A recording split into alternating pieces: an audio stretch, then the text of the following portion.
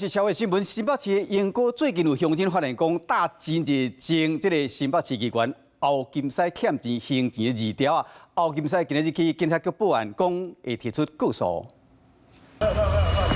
路口的壁道、铁门，搁到电火条花，拢扣打欠钱行钱的纸条，搁点名前新北市议员后金狮。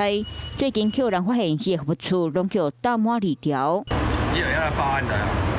头底无破，挂乌林目镜，无回无去。今仔日中昼11点，后金狮到派出所看到叫大字条讨钱，去甲要告妨害名声，毋过尾啊无做出决定。后金狮共帅，后金狮共帅。后金狮曾经经过真侪年，也是上尾一届台北县议员，嘛做过第一届新北市议员。毋过尾啊两届无选调，贿选的官司缠身。去年24目扣判3年6个月，体罚公款4年。专案最高法院当地的审理，如今各方指控欠钱，恐惊爱搁上法院。中间陆续都有去他的服务处以及他的顾家，请他出面，大家来协商这个金额，看怎么做还款。但是他都是并不见面，然后我们也去找了很多次，他都是推脱、没时间、没空这样子。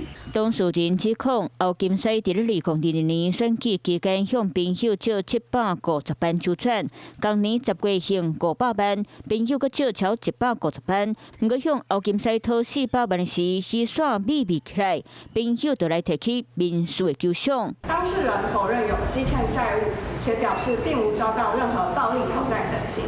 尽管如此，本分局已主动介入调查。警察介入调查，平面媒体报道，调查局嘛来追查。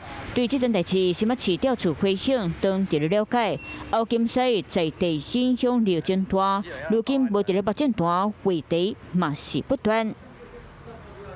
Hello， 我是林明瑞。想要抢先掌握最及时的新闻资讯吗？赶快订阅、按赞、开启小铃铛，锁定我们华视新闻的 YouTube 频道。